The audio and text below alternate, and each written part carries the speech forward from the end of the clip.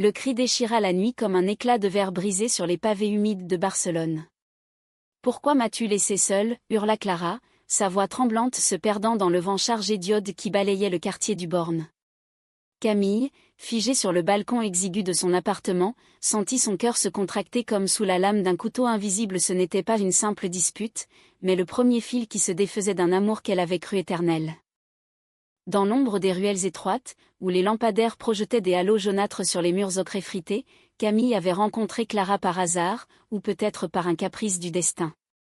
C'était un soir d'automne, quand les feuilles des platanes dansaient comme des confettis oubliés d'une fête, et que la solitude de la jeune fille, âgée de seulement 18 ans, s'était insinuée dans l'air comme un parfum trop lourd. Camille rentrait d'une longue journée au musée Picasso, où elle travaillait comme conservatrice, les épaules alourdies par le poids des toiles qui portaient en elles les secrets d'un génie tourmenté. À 35 ans, elle avait appris à porter sa propre solitude comme une cape élégante, tissée de silences choisis et de promenades solitaires le long de la Rambla. Son appartement, niché dans un immeuble haussmannien reconverti, un vestige français transplanté en Catalogne par quelque ancêtre voyageur, était un sanctuaire de livres jaunis et de vinyles rayés, où les échos de Piaf et de Gainsbourg se mêlaient aux cris lointains des mouettes. Ce soir-là, en gravissant l'escalier étroit qui grinçait sous ses pas, elle entendit un sanglot étouffé filtrer à travers la porte mitoyenne. La voisine d'en face, une vieille veuve catalane, avait mentionné vaguement une jeune fille perdue qui squattait l'appartement du dessus depuis l'été. Camille hésita, la clé déjà dans la serrure, mais le son un mélange de pleurs et de musique trop forte, un air de Rosalia déformé par la douleur la cloua sur place.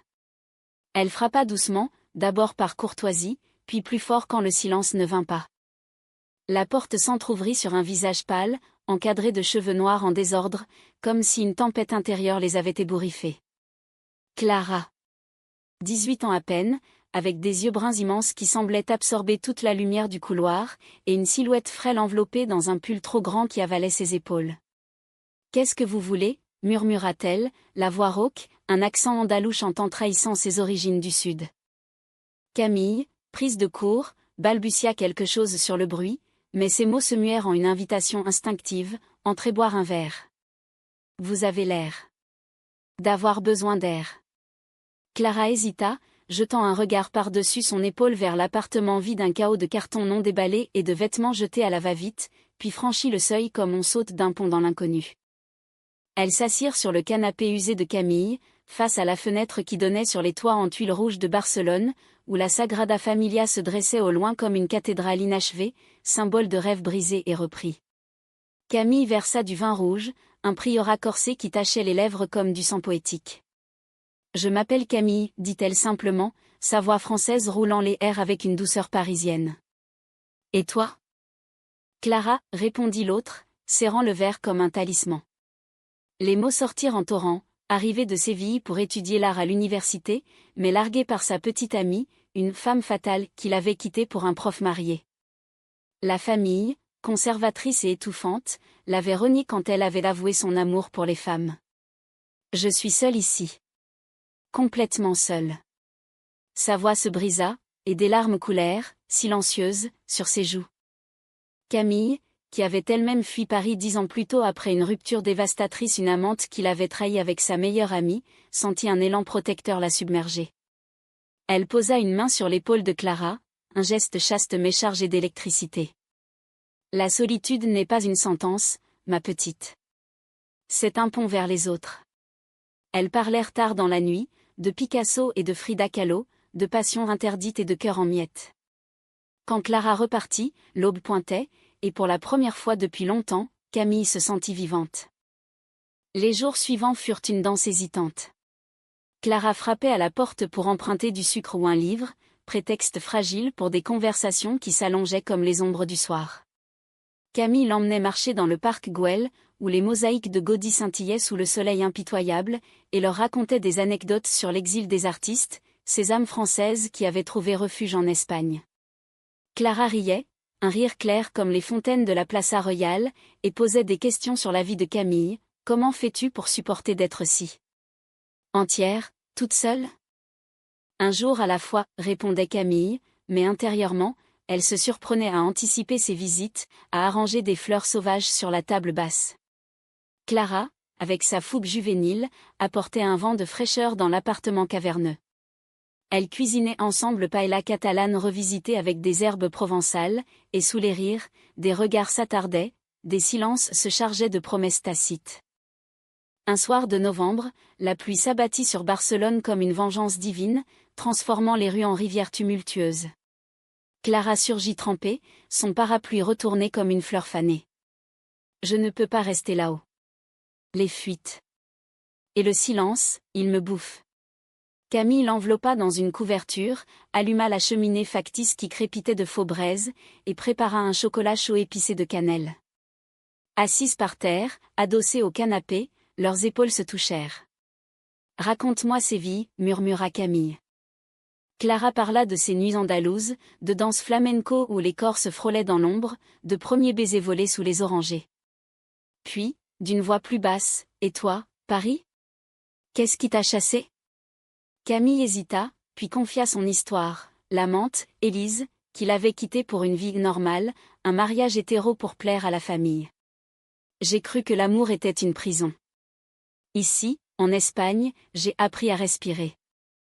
Leurs mains se trouvèrent dans l'obscurité, doigts entrelacés comme des racines cherchant la terre. Le baiser vint naturellement, un effleurement timide qui s'embrasa en feu.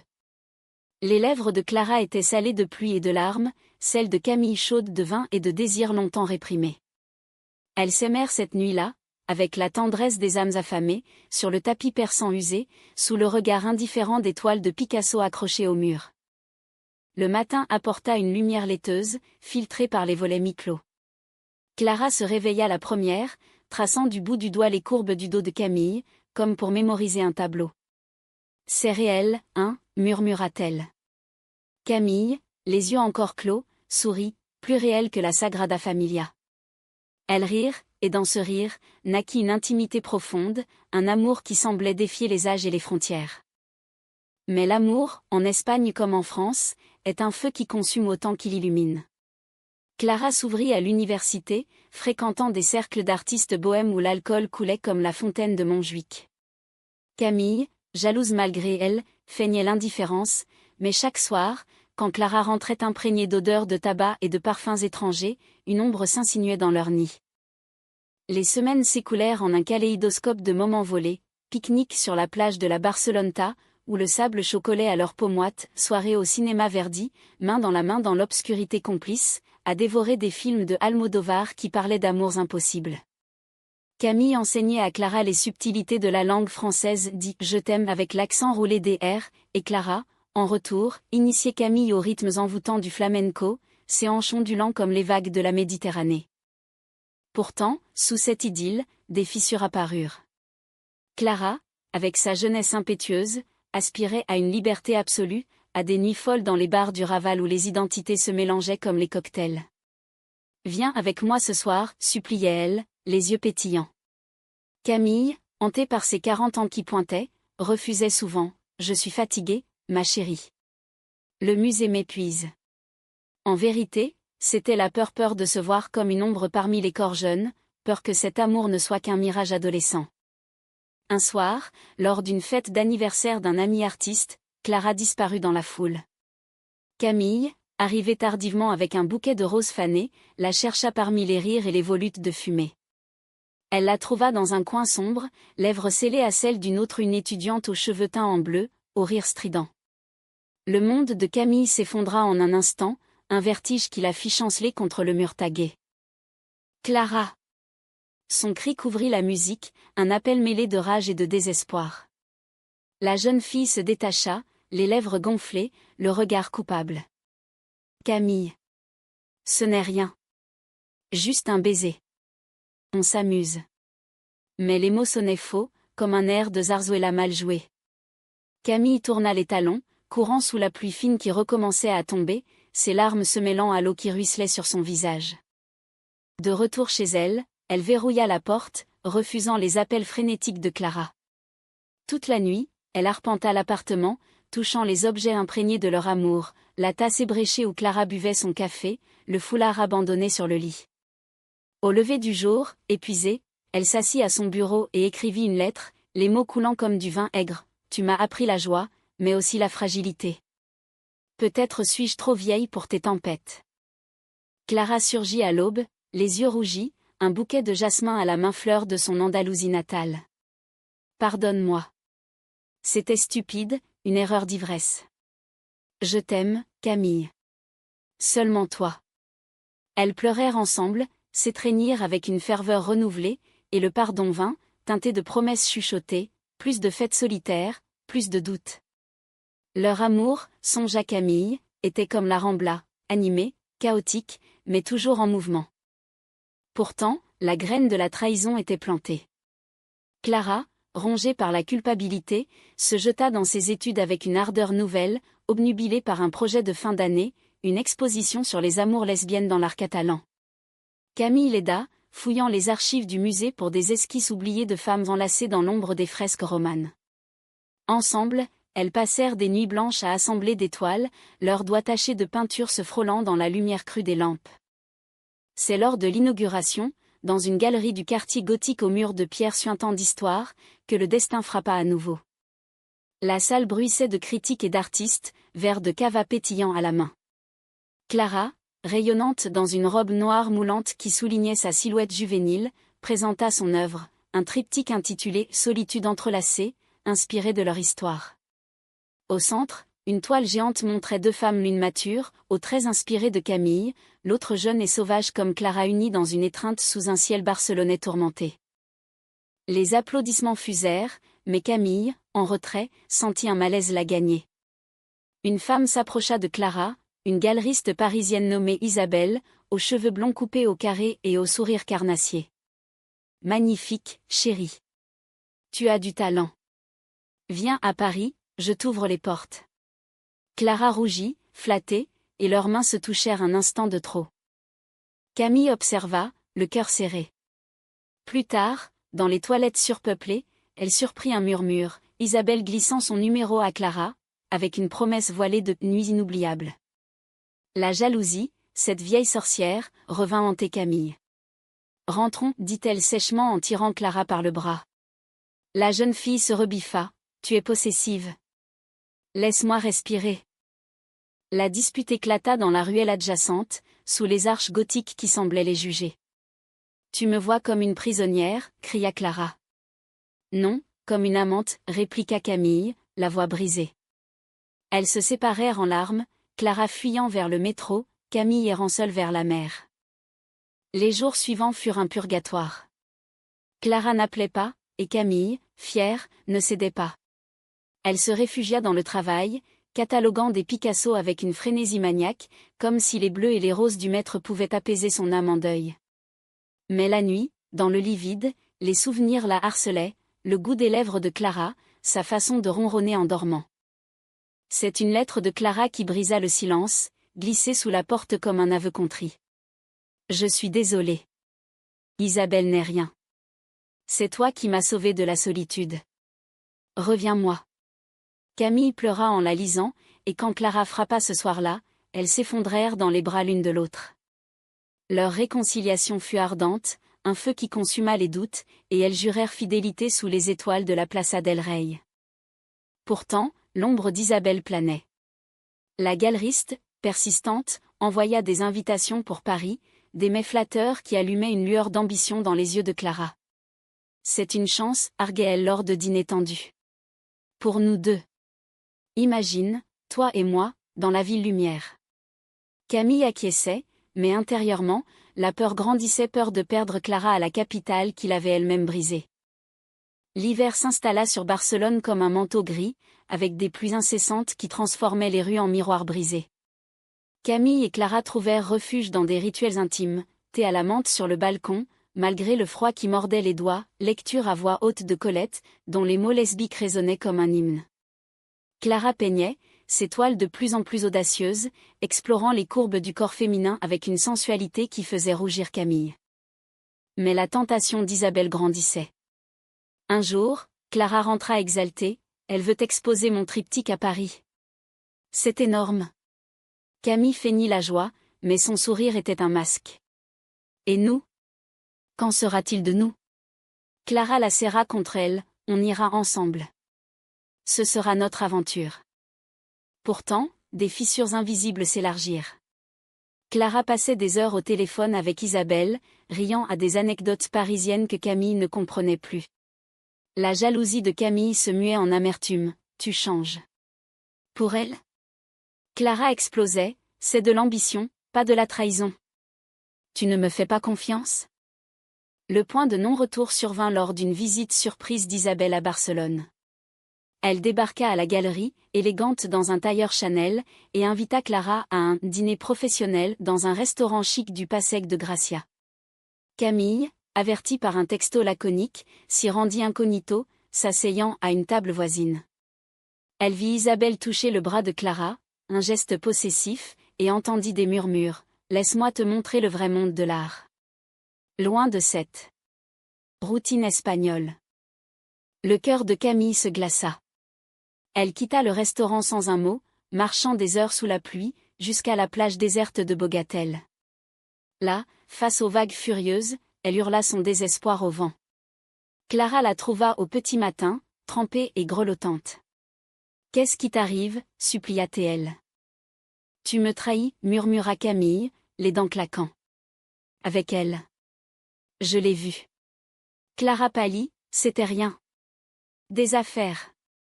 Mais les larmes de Camille étaient des accusations irréfutables. « Tu es jeune, libre. Va-t'en. Pars pour Paris.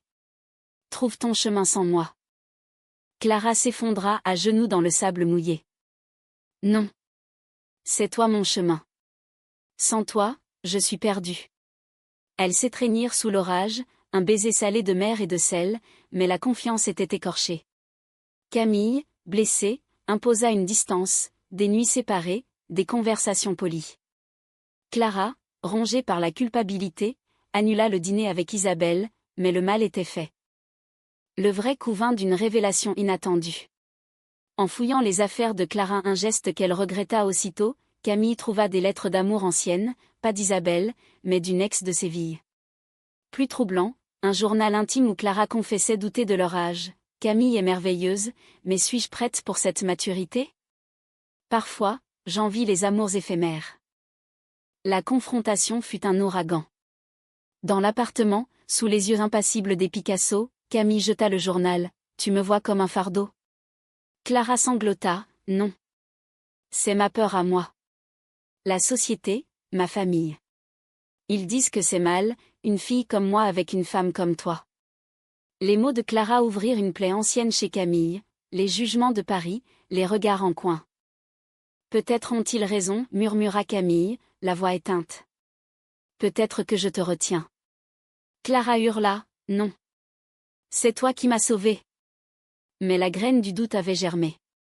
Elles se séparèrent pour une semaine, Camille se réfugiant chez une amie à Sitges, Clara errant dans les bars du Born, cherchant l'oubli dans l'alcool et les danses solitaires. À Sitges, sous le soleil pâle de la Costa Dorada, Camille réfléchit. Elle marcha sur la plage, pieds nus dans le sable froid, et comprit, l'amour n'était pas possession, mais libération. Elle appela Clara. « Reviens. On affronte ça ensemble. » Leur réunion fut un baume, des excuses murmurées, des promesses renouvelées. Mais Isabelle, sentant la brèche, frappa plus fort. « Une offre formelle pour Clara, un billet pour Paris, seule, pour te concentrer. » Clara hésita, déchirée. « C'est une opportunité unique, » confia-t-elle à Camille lors d'une nuit blanche. « Mais sans toi, à quoi bon ?» Camille, avec une noblesse douloureuse, répondit, « Va. Et reviens-moi plus forte. » C'était un sacrifice, un acte d'amour pur, mais il scella leur destin. Clara partit pour Paris fin février, un train à grande vitesse filant sous la pluie pyrénéenne. Les adieux à la gare de Sens furent déchirants, un baiser interminable, des larmes qui brouillaient la vue. « Je t'écrirai tous les jours, » jura Clara. Camille rentra seule, l'appartement un tombeau de souvenirs. Les lettres arrivèrent d'abord quotidiennes, descriptions enflammées de la Seine, de Montmartre enneigé, de la galerie d'Isabelle où son triptyque trônait. « Tu me manques. C'est vide sans toi. » Puis, les missives se raréfièrent. Camille imaginait Clara dans les cafés parisiens, riant avec Isabelle, goûtant la liberté qu'elle lui avait offerte. La trahison finale vint par un appel nocturne. Camille. Je reste. Isabelle et moi. C'est plus qu'une amie. La voix de Clara était brisée, mais résolue. Tu m'as libérée, et maintenant, je vole.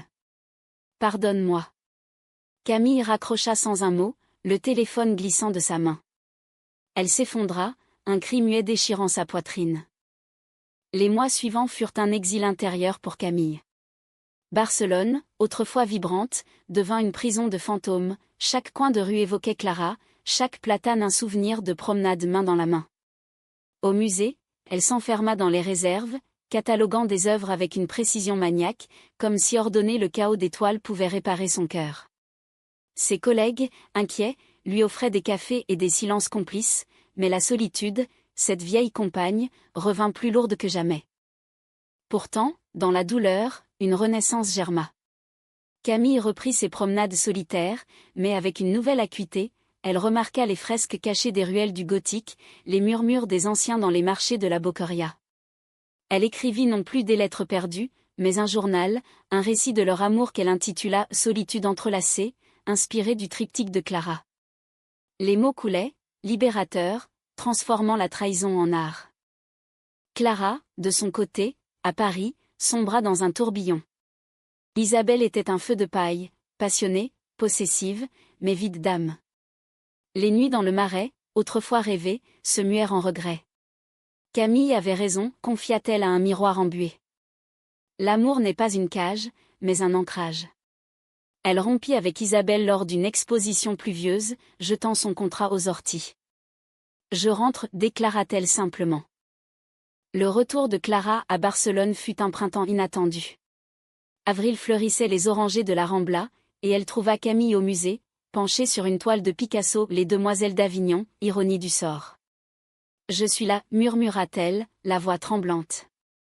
Camille se tourna lentement, les yeux emplis d'un mélange de joie et de prudence. Pourquoi ? Parce que tu m'as appris l'amour vrai. Pas la possession, mais le don de soi. Elles parlèrent des heures, dans le café attenant, vidant leur cœur comme on vide un verre de cava. Clara avoua ses doutes, ses erreurs, Camille confia sa renaissance, son écriture. J'ai changé, dit-elle. Et toi ? Plus sage. Plus toi. Leur premier baiser fut hésitant, un effleurement sous les regards indifférents des statues du musée. Mais il s'enflamma vite, un feu mûr, dépouillé des illusions juvéniles. Ensemble, elles rouvrirent l'appartement, transformé en atelier partagé, toile de Clara côte à côte avec les écrits de Camille. Elles exposèrent Solitude entrelacée, le triptyque et le récit dans une petite galerie du Born, un succès modeste mais sincère. Les critiques parlèrent d'une humanité poignante, un hymne à l'amour lesbien au-delà des âges. La vie ne fut pas un conte de fées. Des disputes surgirent sur l'avenir, les enfants peut-être adoptés un jour, mais elle les affrontait avec une tendresse conquise. Clara grandit, exposant à Madrid et même à Paris, mais toujours ancrée à Barcelone, à Camille. Camille, libérée de ses peurs, voyagea avec elle, redécouvrant la France non comme un fantôme, mais comme un allié.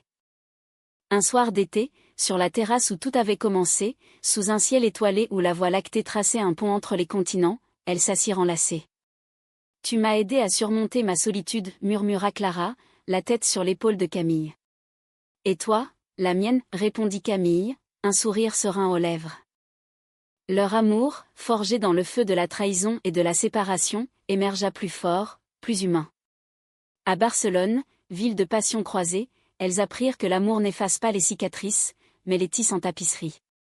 Et dans cette tapisserie, deux femmes, l'une de 35 ans aux yeux verts profonds, l'autre de 19 désormais aux boucles brunes affirmées, marchaient main dans la main, vers un horizon où la solitude n'était plus qu'un souvenir lointain, un pont jeté vers l'éternité.